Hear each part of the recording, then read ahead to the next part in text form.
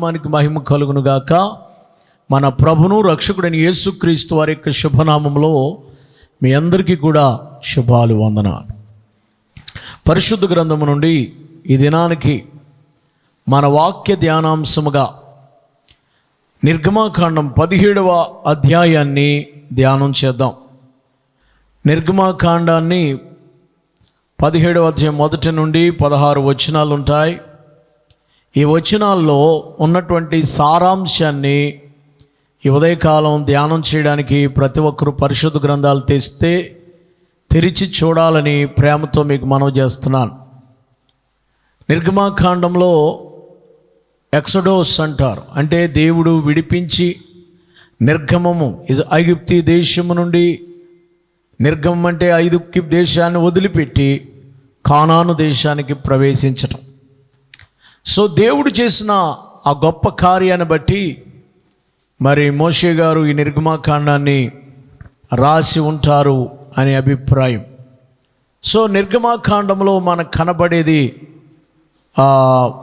ఫరో యొక్క మరి ఓటమి చెందటం, ఇజ్రాయేల్ విడుదల పొందటం, అలాగే ధర్మశాస్త్రం ఇవ్వబడడం, ఈ విషయాలు నిర్గమాకాండంలో ఉంటాయి. సో నేను ఈవేళ మీకు 17వ అధ్యాయాన్ని జ్ఞాపకం చేస్తున్నాను. మానవ జీవితంలో కష్టాలు వస్తాయా రావా? వస్తాయి. అయితే క్రైస్తవులకి ఎందుకు వస్తాయి? యేసు ప్రభువుని నమ్ముకున్న వాళ్ళకి శ్రమలు ఎందుకు వస్తాయి? ఎందుకు దేవుడు శ్రమల గుండా నడిపిస్తాడు? మరి శ్రమలు వస్తే దేవుణ్ణి అడగొచ్చా అనే విషయాలు మనం ధ్యానం చేయబోతున్నాం. శ్రమలు రావడానికి గల కారణం ఏంటి? ఏ విధం చేత ఈ శ్రమానుభవాలు మనలోకి వస్తున్నాయి? దేవుడు ఎలాగో ఆ శ్రమల్లో మనం ఉంటే దేవుడు మనం తప్పిస్తాడో ఈ వాక్య భాగం ద్వారా మనం నేర్చుకోబోతున్నాం. సో ఇశ్రాయేలు ప్రజలు ఐగుప్తు దేశం నుండి బయటకు వచ్చేసారు. బయటికి రాగానే మోషే నాయకత్వంలో 20 లక్షల మంది ప్రజలు. నాయకుడు ఎవరంటే ఎవరు నడిపిస్తున్నారు ఇజ్రాయేల్ని? మోషే. అందరనండి, మోషే అనే దైవజనుడు నడిపిస్తున్నాడు. సహకారంగా అన్నగారు అహరోను గారు, 3 సంవత్సరాలు పెద్దోడు, అక్కగారు మిరియమ్మ గారు పెద్దది. వీళ్ళు ఆయనకి సహకారంగా ఉండడానికి దేవుడు ఇచ్చాడు. సరే, నడుస్తూ వచ్చారు. దేవుడు అద్భుతాలు చేస్తానన్నాడు, చేశాడు. 10 తెగుళ్ళు అయిపోయినాయి, బయటకు వచ్చేసారు. ఆహా ఓహో అన్నారు దేవుణ్ణి. బయటకు వచ్చిన తర్వాత వీళ్ళు బయలుదేరి వస్తున్నారు. ఒక 6 నెలలు అవుతుందేమో బయటకు వచ్చి రాగానే జరిగిన సంఘటన ఏంటంటే ఒక అడ్డం వచ్చింది. ఏం అడ్డం అది? ఎర్ర సముద్రం కదండి. ఇజ్రాయేల్కి మొట్టమొదటి ఆటంకం ఏంటి? మన జీవితంలో ఐగుప్తు నుంచి కానానికి వెళ్ళేటప్పుడు కొన్ని ఆటంకాలు వస్తాయి. అడ్లు వచ్చినంత రాన ఆగిపోతామని కాదు, కష్టం వచ్చినంత రాన అక్కడే ఉండిపోవడానికి కాదు. దేవుడికి తెలియక తీసుకొచ్చాడా? కొంతమంది ఏమన్నారు తెలుసా? అసలు మోషేకి రూట్ తెలుసా ఈయనకి? ఎలా తీసుకొచ్చాడేంటి అన్నారు. ఎర్ర సముద్రం అడ్డంగా వచ్చినప్పుడు ఇక్కడ తీసుకొచ్చావేంటి? నీకు రూట్ తెలుసా? అసలు మెయిన్ రోడ్లో మానేసి అడవిలోంచి తీసుకెళ్ళవా? మనం లంకలోకి వెళ్ళాలంటే అలా బోడిపోలే వంతుల మీద నుంచి వెళ్ళాలి. ఇలాగ కాష్టాల నుంచి తీసుకెళ్తే అక్కడ ఒక చిన్న గోదావరి అడ్డొస్తే ఏమంటాం? ఇలా తీసుకొచ్చేవేంటి? ఇవన్నీ రొప్పలో బాడీ బంద ముళ్ళు తొప్పలో రూట్ తెలుసా నీకు? అసలు ఒక్కోసారి లంకలో మారిపోతూ ఉంటాం. ఈ ఏళ్ళ పొలంలోకి వెళ్ళిపోయి ఇంకో పొలంలోకి అలా ఎక్కడ డొంకల్లోకి వెళ్ళిపోతూ ఉంటాం తెలియపోతే. ఎవరి పొలం ఎక్కడో, ఎవరి తోట ఎక్కడో తెలియదు. పొలంలోకి వెళ్ళినప్పుడు, దొంట్లకి వెళ్ళినప్పుడు అప్పుడప్పుడు మారిపోతుండేవాళ్ళం మేము చిన్నప్పుడు. మాకు తెలియదు కదా. కనుక ఒక్కొక్కసారి రూట్ తెలియకుండా వెళ్ళినప్పుడు ఇబ్బంది వస్తుంది. ప్రియులారా, రూట్ తెలుసా అని అడిగారు. ఎందుకని? అమ్మ ఎదరకుండా అడ్డం వచ్చింది ఏంటి చెప్పాలి. ఏమొచ్చింది? ఎర్ర సముద్రం. కొన్ని ఆటంకాలు, కొన్ని అడ్లు మన లైఫ్లో. వాళ్ళ కానానికి వెళ్తున్నారు, మనం పరలోకానికి వెళ్ళేటువంటి ఈ ప్రయాణంలో, ఈ మజిలీలో, ఈ ప్రయాణంలో కొన్ని బ్రేక్స్ వస్తాయి. ప్రతి మనిషికి బ్రేక్ ఉంటుంది. బ్రేక్ అంటే అడ్డంలో రావచ్చు, లేకపోతే కొన్ని అడ్డంకులు తగులుతూ ఉంటాయి. లైఫ్స్ మనం ఏమనుకుంటామంటే, ఒకసారి నా వైపు చూడండి, మన లైఫ్ ఎలాగెళ్ళాలనుకుంటామంటే ఇలా వెళ్ళిపోవాలనుకుంటాం, మన గ్రాఫ్ ఇలా ఉండాలనుకుంటాం, షాఫీగా. ఎలాగంటే గీత ఎలా ఉంటుందా? ఎప్పుడు గ్రాఫ్ అలా ఉండదు. గీతలు ఎలాగ వస్తాయండి? హార్ట్ ఎలా కొట్టుకోంటుంది? ఎప్పుడన్నా ఈసీజీ చూసారా? ఈసీజీ రిపోర్ట్ ఎలా వస్తుంది? ఈసీజీ ఎలా వచ్చింది అనుకోండి, పోయాడని అర్థం. అలా రాకూడదు. ఈసీజీ ఎప్పుడు కూడా ఎలా వస్తుంది? గుండె పైకి కింద కొట్టుకుంటుంది. గీతలు ఎలాగెలా వస్తాయి? మీరు ఎప్పుడైనా చూడండి, ఈసీజీలో మన చుట్ట కింద చుట్టుతారు కదా రోలు. మీరు చుట్ట అంటే ఎక్కడికో చుట్ట కడకపోతున్నారు. ఆ చుట్ట కదా, మనకి ఎంతసేపు బాగా చేసే ఆ చుట్ట కాదు, రోల్. ఇంగ్లీష్ అర్థమవుతున్నట్టుంది మీకు. కాగితాన్ని ఇలా రోలుగా చుడతారు, అలా వస్తుంది కదా మనకి ఈసీజీ. ఆ ఈసీజీలో ఎలా ఉంటాయండి అప్ అండ్ డౌన్స్? పోనీ మీకు ఇంకా అర్థం అవ్వట్లేదు, నేను ఇంకా లోపలికి వెళ్ళిపోవాలి. సరే వినండి. ఎప్పుడైనా మీరు వెంటిలేటర్ మీద ఉన్నామని చూసారా? అక్కడ టీవీలో వస్తుంటుంది, అది గీతలు ఎలాగ వస్తుంటాయి? కుయ్యం కుయ్యం టింగ్ టింగ్ టింగ్ టూంగ్ టూ అని వస్తుంటుంది. ఏంటిది? గీత లైన్గా వచ్చిందంటే పోయాడని అర్థం. గీత ఎప్పుడు లైన్గా రాకూడదు, అప్ అండ్ డౌన్స్ వస్తుండాలి. దేవునికి స్తోత్రం. లైన్గా రాకూడదు. మానవ జీవితంలో కూడా కొన్ని ఆటంకాలు, కొన్ని అడ్డులు వస్తుంటాయి. అడ్డులు రావడం ఆగిపోవడానికి కాదు, దాటిపోవడానికి. నమ్మిన వాళ్ళు దేవునికి స్తోత్రం చెప్పండి. ఒక ఆటంకం వచ్చింది, ఒక శోధన వచ్చింది, ఒక పని ఆగిపోయింది, ఒక అప్పు సమస్య వచ్చింది, ఇంట్లో ఒక రోగం వచ్చింది. ఆగటం ఎందుకంటే దాటిపోవడానికే కానీ ఆగిపోవడానికి కాదు. ఆటంకం వచ్చింది. సో వినండి, ఎర్ర సముద్రం వచ్చింది, లబో దిబో అన్నారు, టిట్ అన్నారు వాళ్ళందరూ. మరి 20 లక్షల మంది మీద పడిపోయారు. కంగారు పడకండి, ఇవాళ చూసిన వాళ్ళు రేపు చూడరు అన్నాడు. అంతే కదా, మోషే గారు అంటే ఇవాళ చూసిన వాళ్ళు రేపు చూడరు అన్నాడు. ఇంకా ఇవాళతోటి ఖతం హాయ్ అన్నాడు. ఎవరు? ఫరో పోతాడు ఇవాళతోటి, మీరేం కంగారు పడకండి, దేవుడు ఉన్నాడు మనకు అన్నాడు. దేవుడి దగ్గరికి వెళ్ళాడు, ప్రార్థన చేస్తే దేవుడు అన్నాడు, నీ కర్ర తీసుకుని దెబ్బ కొట్టు అయిపోద్ది అన్నాడు. సముద్రాన్ని కర్రతో ఒక దెబ్బ కొడితే 2 పాయలు అయిపోయింది. 6 నెలలు అయిపోయింది, బయటకు వచ్చేసారు. ఇశ్రాయేలీలకు మీద పట్టిన పీడ విరగడైంది. అర్ధరాత్రి స్వతంత్రం వచ్చినట్టుగా వచ్చింది వాళ్ళకి. పీడ విరగడైంది, ఇంకా శత్రువు అనే భయమే లేదు. ఎందుకంటే ఫరో అతని సైన్యం అంత ఎక్కడ మునిగిపోయారు? ఎర్ర సముద్రం మళ్ళీ చాపగానే సముద్రంలో మునిగిపోయారు. ప్రియులారా, ఎర్ర సముద్రంలో యువతలకు వచ్చేసారు ఇజ్రాయేల్ అందరూ. కర్ర చాపమనగానే వాళ్ళు కలిసిపోయారు. ఎవరో యువతలు బయటకు వచ్చిన తర్వాత ఫరో అతని సైన్యం 600 రథాలు, 600 చారెట్స్ రథాలు మునిగిపోయాయి. అందరూ పోయారు. చరిత్రకు ఆధారం అదే కదా. వాళ్ళందరూ అయిపోయింది. శత్రు భయం అనేది పోయింది. నేనేం చెప్తున్నానంటే 430 సంవత్సరాలు వాళ్ళని కాళ్ళు కింద తొక్కుపెట్టి అతి కిరాతకంగా, అతి కఠినంగా పనిచేయించుకున్నటువంటి ఆ దేశస్తులు, ఆ రాజు, ఆ సైన్యం పోయారు. ఇప్పుడు ఇజ్రాయేల్ అమ్మాయ శత్రువు ఇంకెప్పుడు రాడు. ఒకవేళ ఎర్ర సముద్రం పడవలు వేసుకుని వాళ్ళు వేసుకు దాటి వచ్చినా కూడా వీళ్ళు వెనక్కి తీసుకెళ్ళలేరు అని ధైర్యం వచ్చేసింది. ఒక గొట్టెక్కేసారు, బయటకు వచ్చారు. వచ్చిన తర్వాత ఒక్క 2-3 రోజులు, 4 రోజులు అయ్యేటప్పటికి వాళ్ళకి అడ్డంగా ఇంకొకటి వచ్చింది. అమ్మాయి అనుకునేటప్పటికి ఇంకొకటి వచ్చింది. అదేంటంటే దేవుడు వారిని కీర్తన పాడారు. 15వ కీర్తనలో యెహోవాను, 15వ అధ్యాయంలో నిర్గమకాండంలో 15వ అధ్యాయంలో యెహోవాను గానము చేసేదమనే పాట పాడిన తర్వాత అదే అధ్యాయంలో చివరిలో కీర్తన అయిపోయింది, పాట పాడారు. ఏమండి, స్తుతికోవడం పెట్టేశారు. పాట అయిపోయిన వెంటనే జరిగింది ఏంటో తెలుసా? అక్కడ నీళ్లు చేదుగా ఉన్నాయి. వాళ్ళకి మారా వచ్చింది. దేవుడు మారాను మరలా మధురంగా మార్చాడు. దేవునికి స్తోత్రం. అమ్మాయి అనుకున్నారు, మారా అయిపోయింది. మారా అయిపోయిన తర్వాత దేవుడు అద్భుత కార్యం చేశాడు, మనకి స్వస్థత ఇస్తానన్నాడని సంతోషపడ్డారు. 16వ అధ్యాయంలో తినడానికి తిండి ఇచ్చాడు దేవుడు. 16వ అధ్యాయంలో ఏమొచ్చింది వాళ్ళకి? మన్నా. ఇంకా ఊడుపులు ఊడ్చుకోవాల్సిన పని లేదు, కలుపు తీయవలసిన పని లేదు, నొరి నాట్లు నాటాలనే పని లేదు, వంగనారు ఎట్టాలి, ఇంకొక నారు ఎట్టాలనే బాధ లేదు. అన్నీ అయిపోయినాయి. అయిపోయిన తర్వాత మరి ఇంకా ఏ పూట కాపూట ఆహారం కురిసేస్తుంది. పొద్దుట పనిలోకి వెళ్ళక్కర్లేదు, హాయిగా తప్పుడు కప్పుకుని పడుకుంటే ఆహారం వచ్చేస్తుంది వాళ్ళకి. ప్రొద్దుట సాయంకాలం మన మార్నింగ్ కురుస్తుంది, ప్రొద్దుట సాయంకాలం సరిపోతుంది. మాంసం లేదన్నారు, దేవుడు పూరేళ్ళని కూడా ఇచ్చాడు. ఒక్కొక్క జాయింట్ మనం 3 జాయింట్లంతా ఒక్కొక్క ఆ పూరేళ్ళు అవి అనమాట, అంత పెద్ద పెద్ద జాయింట్స్ ఉంటాయంట దానికి. అలాంటి పూరేళ్ళు తినేశారు, మాంసం మెక్కేశారు 16 అధ్యాయం అంతా.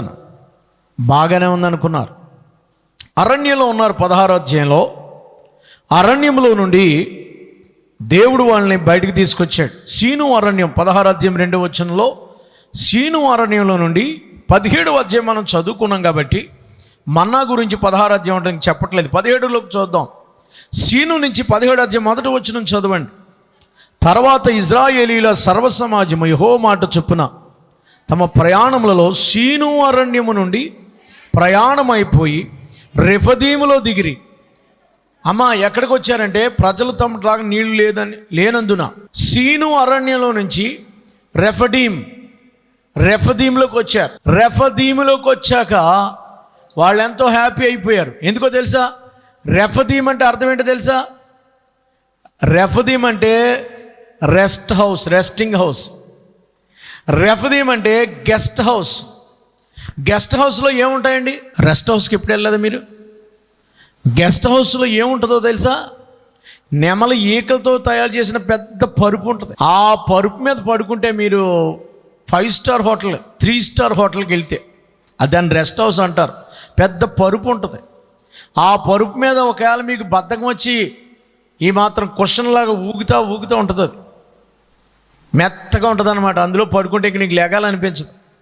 ఒకవేళ నిన్ను ఎగాలనిపించదా పడుకుని అలా స్విచ్ నొక్కితే జీయను జారిపోయి స్విమ్మింగ్ పూల్లోకి వెళ్ళిపోద్ది. అది మళ్ళీ అందులో తీసి పడేద్ది అనమాట. ఇలా స్విచ్ నొక్కితే చాలు జీయను స్విమ్మింగ్ పూల్లో పడతాయి. ఎలాగానే అందులో కాసేపు జలకాలు ఆడుకున్నాక మళ్ళీ ఆ రెస్ట్ హౌస్లో నీకు టవల్ కప్పడానికి 2-3 వస్తారు.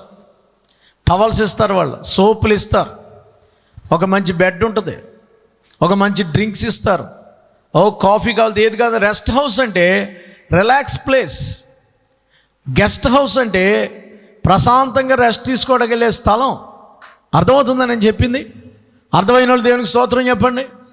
వీళ్ళు ఏమనుకున్నారంటే మనం ఇంక రెస్ట్ హౌస్కి వచ్చేసాం, ఇక ఏ గొడవ లేదు. క్రైస్తవులు ఏమనుకుంటారంటే ప్రభువుని నమ్మేసుకున్నాం, బాప్తిసం తీసేసుకున్నాం, దేవునిలోకి వచ్చేసాం, ఇక మనకేం పర్వాలేదు, ఇంక రెస్టే.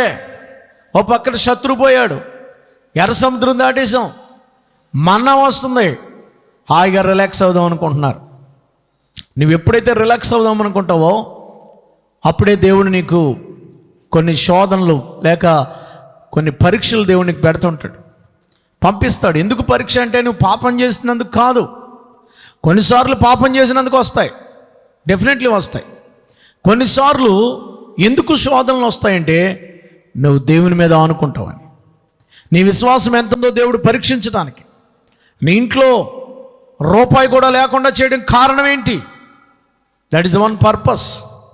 ₹1 కూడా నీకు ఎప్పటికినా కూడా ఎవడెవడు, సాల్ట్ బియ్యం కూడా నీకు దొరకవు, ఏ ఉద్యోగం తిరిగినా నీకు దొరకదు. ఎండిపోయిన అనుభవం. ఇజ్రాయేళ్లు కూడా ఇక్కడికి అదే వచ్చారు. నీళ్లు లేవు, ఏమి లేవు అక్కడ. ప్రజలు తమ త్రాగడానికి నీళ్లు లేనందున ఏమి లేవండి వాళ్ళకి. There is no water.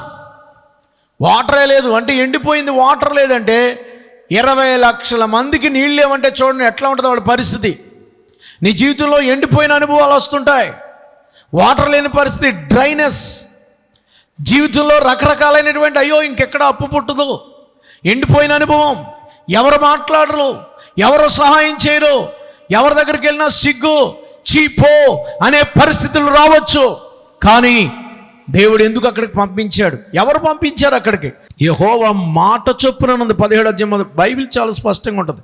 యెహోవా మాట చొప్పున వాళ్ళు వెళ్ళారు. వాళ్ళ ఉద్దేశం ఏం కాదే, దేవుడే తీసుకెళ్ళాడు రెఫదీములోకి, దేవుడే తీసుకెళ్ళాడు. నీళ్లు లేకుండా చేసింది దేవుడే. ఎందుకు చేశాడు సార్? చేస్తాడు దేవుడు. నీ ఇంట్లో కరువులాగా వచ్చేలాగా చేసింది దేవుడే, అనారోగ్యం పెట్టింది దేవుడే. ఎందుకో నేను ముందు చెప్తాను. నీ ఇంట్లో కనీస అవసరాలు లేవు వాళ్ళకి. కనీస అవసరం త్రాగడానికి నీళ్ళు లేకపోవడం కనీస అవసరం, ఫుడ్ కనీస అవసరం, బెడ్ కనీస అవసరం. కనీసం కూడా లేకపోతే ఎలా అని మనకు అనిపిస్తుంది ఒక్కొక్కసారి. తినడానికి లేదు ప్రభువా.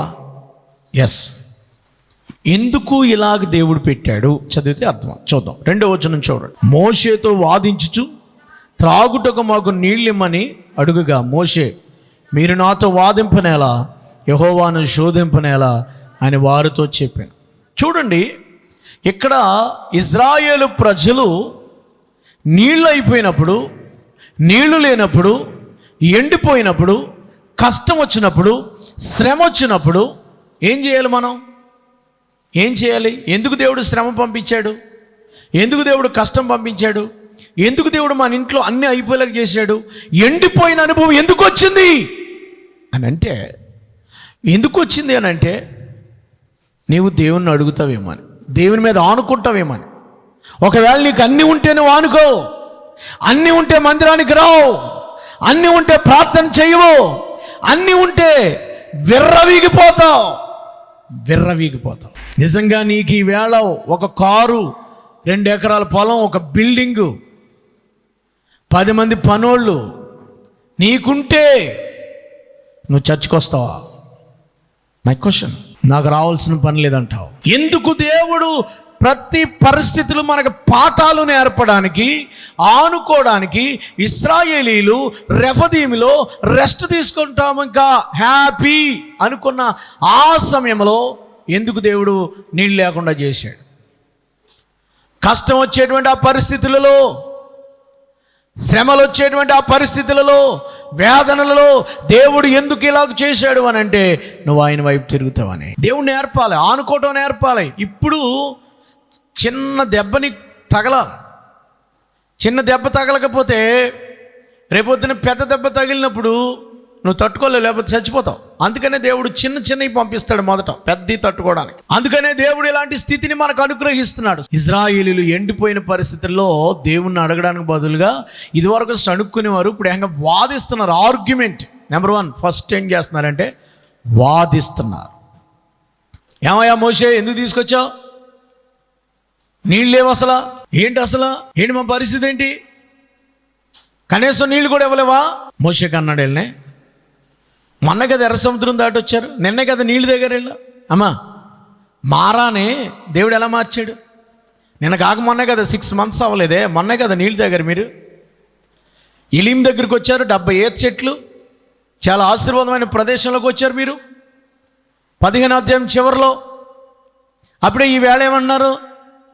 నీళ్లు మార్చాడు ఆయన, నీళ్లను ద్రాక్షరసంగా మార్చాడు కదా ఆయన. పగల మన్నా వస్తుంది కదా మీకు, మేఘస్తంభం మీద నడిపిస్తున్నాడు కదా దేవుడు. రాత్రి అగ్నిస్తంభంగా మారిపోతుంది కదా మీ కళ్ళ ముందు దేవుడు ఉంటే వాదిస్తున్నావా? ఏమని వాదిస్తున్నారంటే, పొద్దున భోజనం కురుస్తుంది వాళ్ళకి, రైస్ అలా కురిచేస్తుంది పొద్దున. ఎవరు కావాలి ఇంట్లో కొంచెం బియ్యం అయితే కొంచెం పొద్దున కురిచేది, ఎత్తుకోవటం, తినటం, వండుకోవడం. ఇన్ని చూసి కూడా నువ్వు దేవుని వాదిస్తున్నావు. మాకెందుకు ఈ బాధలు? ఎందుకు పెట్టాడు దేవుడు మాకు? ఎందుకు మా ఇంట్లో ఈ కష్టాలు? ఎందుకు మా పిల్లడు మారలేదు? ఎందుకు మాకు త్రాగుబోతు? ఎందుకు నాకు ఇలాంటి భర్త? ఎందుకు నాకు ఉద్యోగం లేదు? ఎందుకో వాదిస్తున్నావు దేవుడితో. వాదనకి ఆర్గ్యుమెంట్. ఇజ్రాయిల్ ఆర్గ్యుమెంట్ చేస్తున్నారు దేవుడు. Number 1 argument.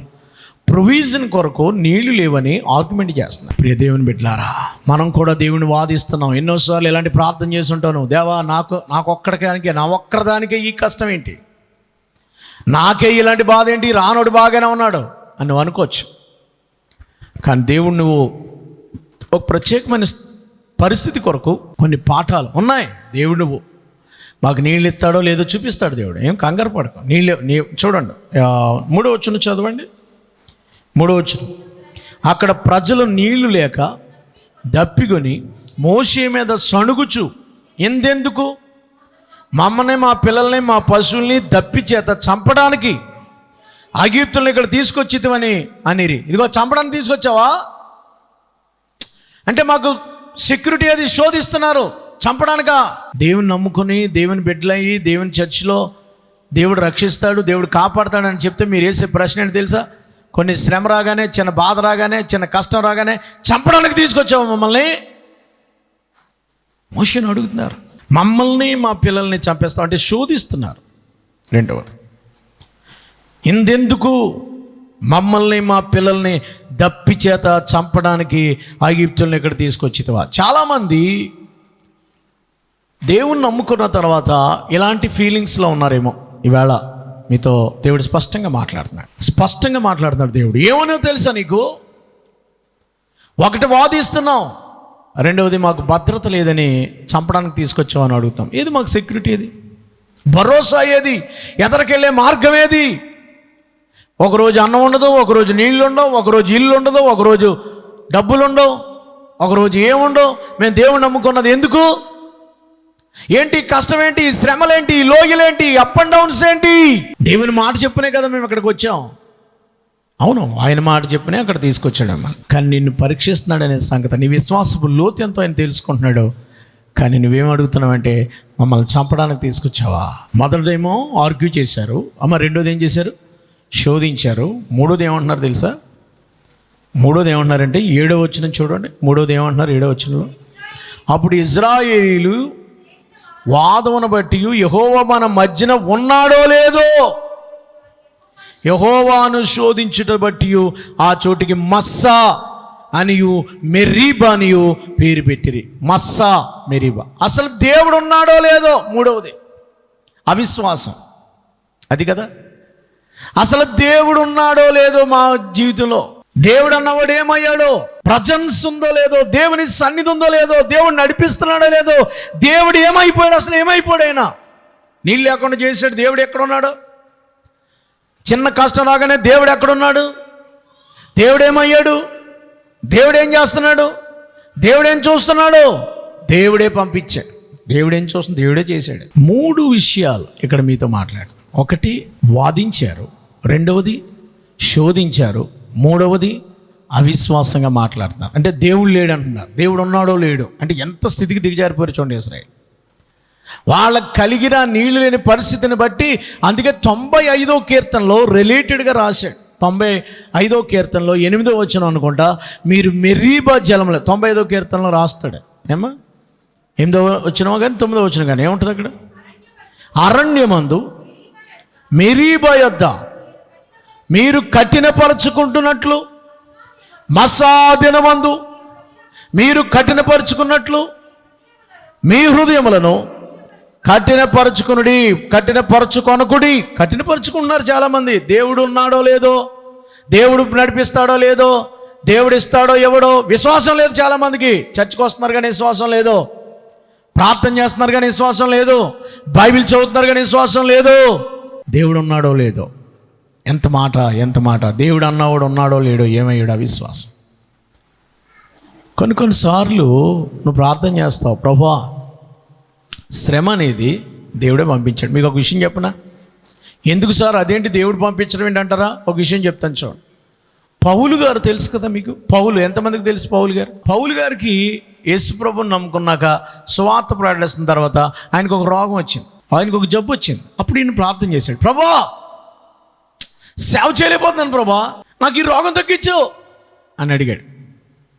ఏం మాట్లాడలేదు దేవుడు. ప్రభువా నేను తట్టుకోలేకపోతున్నాను ప్రభువా. రెండోసారి ప్రార్థన చేశాడు, దేవుడు తగ్గించలేదు. ప్రభువా ఏంటి అసలు, నువ్వు తగ్గిస్తావా లేదా, నువ్వు బాగు చేస్తావా లేదా అని అడిగాడు. మూడోసారి దేవుడు ఏమన్నాడంటే, నేనే పంపించాను దాన్ని. నువ్వు పంపవా? ఎస్ నేనే పంపాను. అదేంటి ప్రభువా, నీ సేవ చేస్తున్నాను కదా ప్రభు, నీ బిడ్డను కదా ప్రభువా, నేను చర్చికి వెళ్తున్నాను కదా ప్రభువా, నమ్మకంగా ఉన్నాను కదా ప్రభువా, నువ్వు పంపించావా? నేనే పంపించానయ్యా. మరి అదేంటి? నా కృప నీకు చాలు, మై గ్రేస్ అపాన్ యూ, నా కృప నీకు చాలు. కొరింథీయులకు రాసిన పత్రికలో ఉంటుంది, అక్కర్లేదు. 3 సార్లు ప్రార్థన చేశాడు అది తీసేయమని. ఎందుకు దేవుడు శ్రమ పంపించాడు చెప్తానన్నాను కదా మీకు, వినండి. ఎందుకు పౌలుకి తీనన్నాడు? ప్రభువా నేను అద్భుతాలు చేస్తున్నాను, రోగులను స్వస్థపరుస్తున్నాను, ఆశ్చర్యకార్యాలు ఆయన ప్రార్థన చేస్తుంటేనేమో చాలామంది బాగుపడిపోతున్నారు. మీకు అర్థమైందా? ఆయన ప్రార్థన చేస్తుంటే కుంటోడు నడిచేసాడు. ఆయన ప్రార్థన చేస్తుంటే ఒకడు మాంత్రికుడు అడ్డు పెడుతున్నాడు, కళ్ళు పోయినాయి. ఆయన ప్రార్థన చేస్తుంటే నడికట్లు ఆ కచ్చిపులు పట్టుకుంటే బాగుపడిపోతున్నారే. నాకెందుకు ఇలాగా అంటే దేవుడు ఒక్కటి చెప్పాడు. ఏంటంటే నేను ఎందుకు ఉంచానంటే నీకు అది, నీవు అతిశయం ఎక్కువైపోద్ది నీకు. ఈ ముళ్ళు నీకు లేకపోతే, నాకు దేవుడు ప్రత్యక్షత ఇచ్చాడు, దేవుడు నాతో మాట్లాడుతున్నాడని గర్వం ఎక్కువైపోద్ది నీకు. అందుకే ఇది ఉంచాను. ఓహో అలాగా ప్రభువా, నాకు అతిశయం రాకూడదు, అది వండిచ్చే ప్రభు. ఎందుకు నేను ఈ శ్రమల గుండా ఇది లేకుండా నువ్వు అడిగినా కూడా ఎందుకు ఇవ్వలేదంటే, ఎందుకు నీకు ఆ ముళ్ళుంచానంటే నువ్వు రెచ్చిపోతావు, ఎక్స్ట్రా చేసేస్తావు, రెచ్చిపోతావు. కనుక నువ్వు రెచ్చిపోకుండా ఉండడానికి అది ఉండాలి, నీకు అది అలా ఉండాలి. రెండవది, ఒకవేళ ఇది కానీ లేకపోతే ప్రజలందరూ నిన్నే దేవుడని మొక్కేస్తారు. ఇప్పుడు నీవు కూడా ఈయన కూడా మానాలో అంటోడే, ఈయన కూడా మానవుడే, ఈయనకి కూడా బలహీనత ఉంది అని వాళ్ళు కూడా తెలుసుకోవాలనుకుంటే నీకు అమ్ములు ఓ ప్రభు నీకంటే ఎక్కువ చేసేస్తారా, అది వద్దు నాయన. ఈవేళ ఎవరికైనా స్వస్థత వరం ఉందనుకోండి, ఇంక దేవుని పూజించడంలో ఆయన కాళ్ళు పట్టుకుంటారు వెళ్ళి. ఎవరికైనా కొంచెం ప్రత్యేకంగా ప్రవచనాలు పలికాడు అనుకోండి, 4 భాషలు మాట్లాడు, ఇంక దేవుని పట్టుకోరు, ఈయన దేవుడు అనుకుంటారు. అందుకే నీకు ఎట్టాను రా ముళ్ళు. నువ్వు కాదు, నువ్వు కూడా నా మీద ఆనుకోవాలి. ఇజ్రాయేలు ప్రజలకి రెఫదీము గుంపులో పంపడం గల కారణం ఏంటి అని అంటే, ఒకటి మనం అతిశయించకుండా ఉండడానికి. అంటే ఆ ముళ్ళు లేకపోతే, ఆ బాధ లేకపోతే, ఆ కష్టం లేకపోతే మన దేవుడి దగ్గర ఉండం, దేవుని కంటే ఎక్కువ అయిపోతాం. రెండవది, ప్రజలు మనల్ని దేవుడు అనుకుంటారు ఒకవేళ నిజంగా అలాగే చేసేస్తాం. అందుకని అది ఉంచాను అన్నాడు దేవుడు. సో ఇక్కడ ఇజ్రాయేలు ప్రజలకు వచ్చింది ఏంటి అని అంటే, వాళ్ళు అక్కడ ఏం చేశారో తెలుసా, సణుగుడం మొదలుపెట్టారు, వాదించడం మొదలుపెట్టారు. 3 పనులు చేశారు అన్నాను, చెప్పండి ఒకసారి త్వరగా. వాదించారు, శోధించారు. అంటే ఇంగ్లీష్లో చెప్పాలి అని అంటే ప్రొవిజన్, ప్రొటెక్షన్. మాకు ప్రొవిజన్ లేదంటే మాకు ఆహారం లేదు, నీళ్ళు లేవు. రెండోది ప్రొటెక్షన్, భద్రత లేదు, చంపడానికి తీసుకొచ్చామన్నారు. మూడవది ప్రజెన్స్, దేవుడు ఉన్నాడో లేదో. 3 Pలు.